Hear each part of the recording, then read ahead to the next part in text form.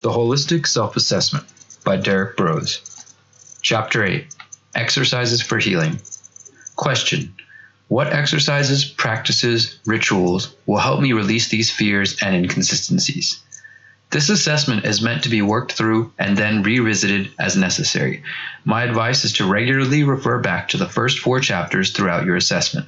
This will help keep the questions fresh in your mind and allow you to check in with yourself as you shed old habits. This chapter will provide a few exercises that may be beneficial for your healing process. Once again, the more honest and open you are to these simple strategies, the more likely you are to experience healing. I'm going to share a few exercises for you to practice as you find them necessary. I suggest trying out each of them at least once and then focusing on the exercise that works best for you.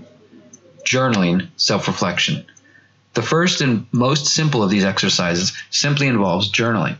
I mentioned before that I spent 18 months behind bars. I do not think I would have become the person I am today had I not spent the first 6 months and many other days of that experience writing down my thoughts and concerns.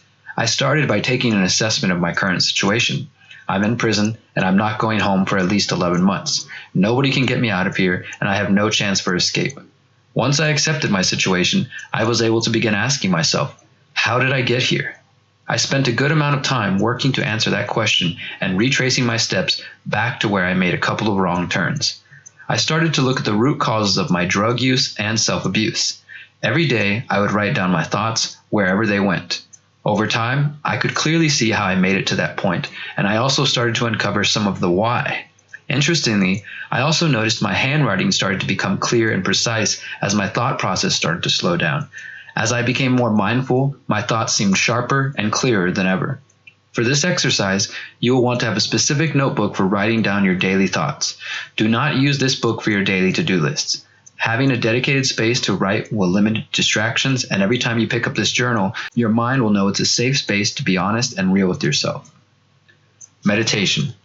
As long as human beings have been conscious, they have come to nature for quiet contemplation and reflection. This is the essence of nearly all forms of meditation. Meditation is simply an act or practice that brings you to a place of contemplation or reflection.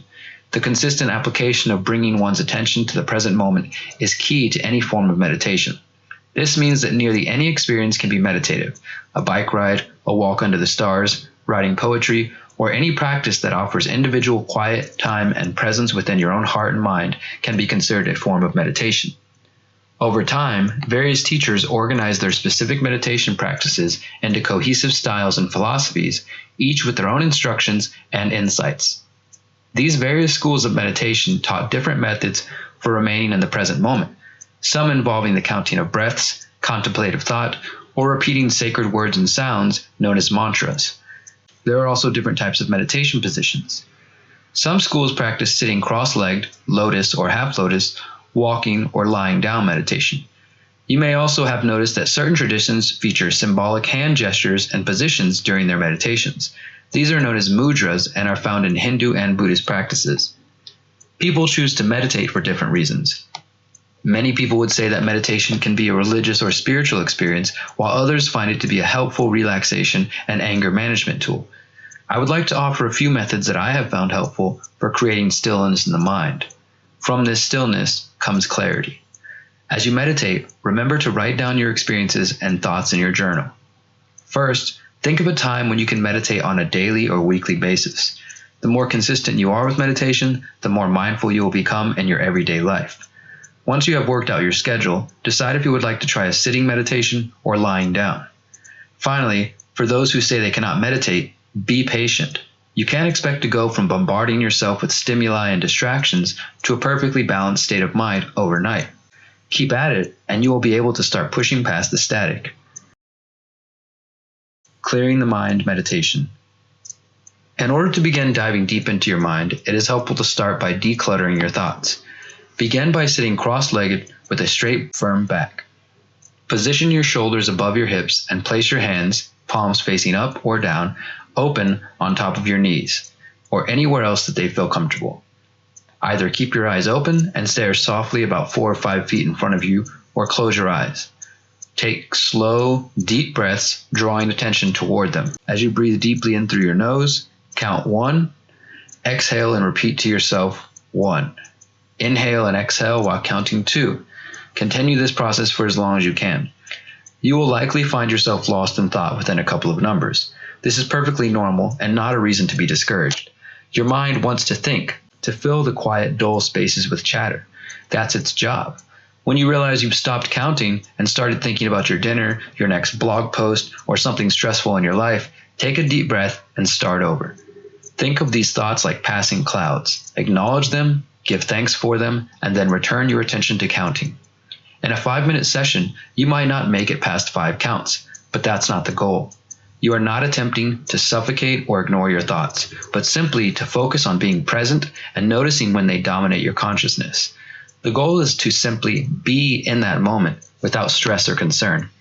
However, if a situation or person continues to appear in your meditations, it may be a sign that you need to find clarity around that relationship. Finding clarity meditation. For this meditation, the goal is to focus on one of the situations or relationships you wrote about in our earlier exercises. You can set yourself up exactly the same as you are when practicing clearing your mind. The difference here is that instead of clearing the mind, you will relax and think of a specific situation or person that needs your attention. Sit and take a deep breath as you focus. If you are looking for answers, take the time to imagine the ideal outcome and consider the situation from the perspective of everyone involved. Taking time for reflection during uncertain times helps one develop a predisposition for mindfulness over impulsiveness. Expressing gratitude meditation. For this meditation, you will bring your awareness and attention to things you are grateful for. Find a quiet place to sit. Take a few deep breaths, breathing in through your nose and out through your mouth. With every breath, think of one thing you are thankful for. An experience you have had, the food you have in your home, the people you choose to share your life with, your pets, the places you have visited, the planet itself, and all the abundance available to our species, or anything else that brings you joy. For each thing you consider, silently say to yourself, I am grateful for. As you take each breath and contemplate what you are thankful for, you might feel your body filling up with warmth and your heart opening. Take as much time to do this as you need, and when you are done, take another few moments to give thanks for yourself. Specifically, show appreciation for your body and all that you are capable of doing because of your physical form. Take time to acknowledge each and every part of your physical being. Give thanks for the fact that you are alive. Take a moment to give thanks for this life itself and for your ability to constantly create the life that you choose. Yoga. Although yoga is mostly known to Westerners for yogic postures or asanas, the original intention was a system of healing that involved exploring deep states of mind to protect one from external distraction and transcend past the physical form through self-realization. Patanjali, the author of the Yoga Sutras, first recorded the sutras and principles as a guide for those seeking enlightenment and a path towards true liberation. Through meditative practice, physical movement, and control of breath, or prana, life force, one can work towards internal peace. Of course, yoga is not only about developing physical and spiritual awareness and empowerment. The practice has been shown to be helpful for a wide variety of illnesses, including post-traumatic stress disorder or PTSD. In a study entitled Breathing-Based Meditation Decreases Post-Traumatic Stress Disorder Symptoms in U.S. Military Veterans, University of Wisconsin-Madison researchers found that a practice known as Sudarshan Kriya Yoga can help those with PTSD better manage their symptoms. The idea is that intentional breathing affects the autonomous nervous system, so a consistent breathing practice, as found in yoga, can help manage symptoms of PTSD, such as hyperarousal. I highly recommend researching the wide variety of yoga schools available and developing a regular practice with the type of yoga you would like to explore. Not every style of yoga requires physical exertion. Practices like restorative and yin yoga, for example, focus on relaxing the body and facilitating rest and deep healing. By integrating the asanas and yogic philosophy into your life, you can further develop a healthy state of mind and body. In addition, yoga can help you develop self-awareness and alleviate emotional stress that has become stored in your body, which will contribute to your understanding of the principle of self-ownership. Art therapy is a form of creative expression that is sometimes used in the field of psychotherapy. The idea is that when individuals concentrate their energy and attention on drawing, coloring, or otherwise being creative, they are able to express their emotions in a new way. The resulting creation is a representation of their mental and/or emotional states. The goal is not to create something perfect or necessarily appealing to others, but rather to allow yourself to enjoy the journey towards creative self-expression. Mandala art therapy. Mandala is the Sanskrit word for circle and is used as spiritual and ritualistic symbol in Hindu and Buddhist traditions. Psychoanalyst Carl Jung is largely credited with introducing the concept to the Western world. Jung believed creating mandalas was helpful in understanding a person's present inner situation. Jung himself also created circular mandala-like drawings every morning. Only gradually did I discover what the mandala really is, the self, the wholeness of the personality, which if all goes well, is harmonious, Jung wrote in his book, Memories, Dreams, and Reflections. Joan Kellogg is also notable for spending her life developing an effective art therapy model. Kellogg picked up where Jung left off by devoting much of her life to developing a system of understanding how individuals are able to express their deepest emotions through mandala art. Kellogg believed that individuals are attracted to certain shapes and designs found in mandalas based on their current spiritual, emotional, and physical conditions. Kellogg also created a deck of cards, each imprinted with different mandalas representing different character traits, relationships, aspirations, and the unconscious. Kellogg's work has been developed into an assessment known as the Mandala Assessment Research Instrument. In it, individuals are asked to select a card they like from the deck of mandala cards. They are also asked to select a color from a deck of colored cards. Finally, they are asked to draw that mandala with any color they choose. At the end of the assessment, the artist is asked to write down their interpretation of the experiences they felt in response to drawing the mandala. I would like to invite you to draw your own mandala. If you are not artistically inclined, it can be overwhelming, so consider finding a mandala coloring book or finding a mandala on the internet that calls to you and printing it out. Write down the feelings and thoughts the mandala evokes. Choose one color at a time to color the mandala, taking notes on why each color calls to you. For example, red or black might invoke feelings of heaviness or darkness. Perhaps this is something you want to express in your mandala. A shade of yellow might feel light and open to you and give you a sense of calm and empowerment. I always try to associate colors with nature, with something connected to the earth. So when I feel drawn to a certain color, I ask myself what the color relates to in nature, and I find a way to connect to it. Take your time connecting with the colors you choose and see what information you can gather. The practice is simply another form of meditation. It allows you to reflect on your current place in life and where your path is headed. It can also be a time to lose yourself in the creative process for a few moments and stop worrying about all the details of your daily life. When you finish drawing or coloring a mandala, write down how you feel. Is there a sense of accomplishment? Did any forgotten or suppressed emotions or situations come to mind? Remember, mandala art therapy is just as much about enjoying yourself as it is about reflection, so have fun being creative. Vision boards. A vision board is simply a piece of paper, poster board, or any other surface where you choose to write words, draw images, or glue pictures that represent your desired goals. It can also be used as a tool to meditate on what you would like to see in your life and to remind yourself of the steps you must take to achieve those goals. Hopefully, by this point, you have some idea of what your ideal life looks like. Use the vision board as a way to put your hopes, dreams, and ambitions into a physical form that you can look at and reflect on daily. By visualizing your dreams, you can practice seeing, hearing, touching, smelling, and living the situations and experiences you are trying to manifest. This can also help you process any difficult problems you may be facing. Consider making a new vision board before or after major life changes or on a monthly basis. Positive affirmations. Once you are comfortable with visualizing your path and have begun diving deeper into the roots of your personal trauma, it is important to affirm the path. This is where positive affirmation comes into play. Positive affirmations are a highly effective method of programming or reprogramming your mind. We face external programming every day through the corporate media, the government, and those we communicate with.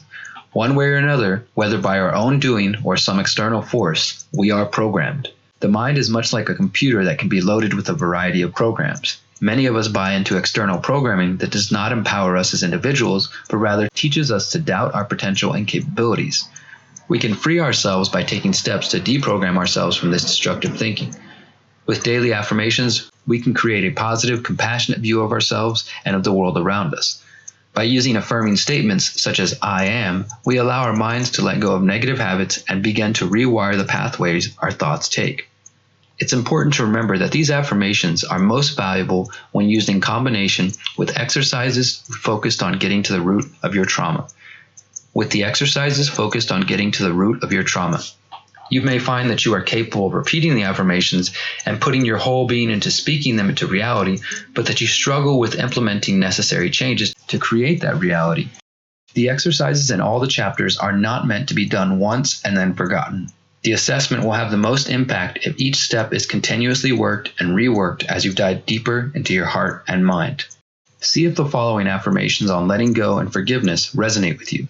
Start by taking a deep inhale and exhale. As you repeat the words below out loud, make sure to take a moment to really take in the meaning of the words. What you put into this experience is what you will receive in return. With both of these affirmations, you might find it helpful to write down your thoughts first.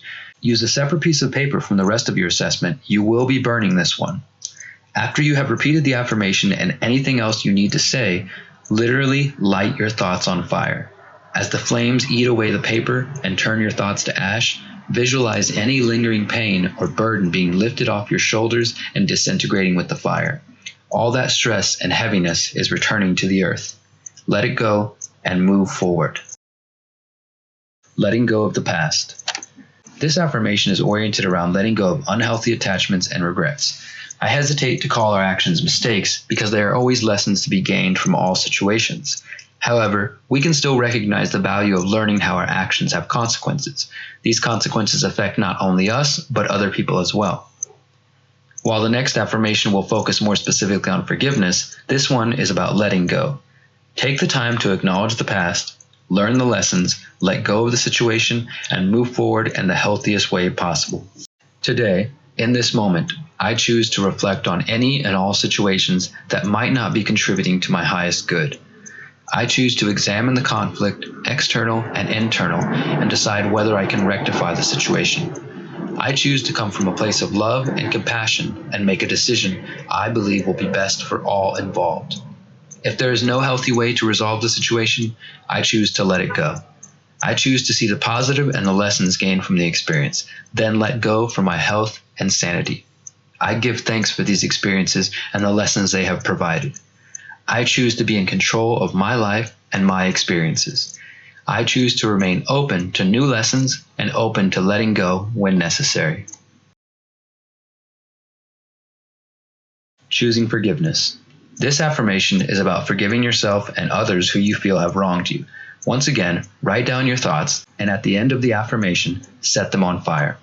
Release the burden of anger and the desire to be forgiven. If there is a safe and consensual opportunity to share your forgiveness with the other parties involved, you may want to do so. If that opportunity is not available, then it is up to you to find peace with the situation, whether that means self-forgiveness or forgiving another person.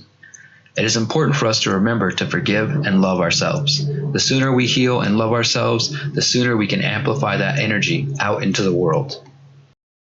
Today, in this moment, I am filled with gratitude for my path and the lessons presented to me. I choose to see any and all hardships as temporary and as opportunities for growth. I acknowledge my past mistakes and flaws. Say them aloud. I recognize these mistakes as opportunities for growth. I ask for forgiveness for those I have wronged. I forgive myself for my mistakes and flaws. Say them aloud.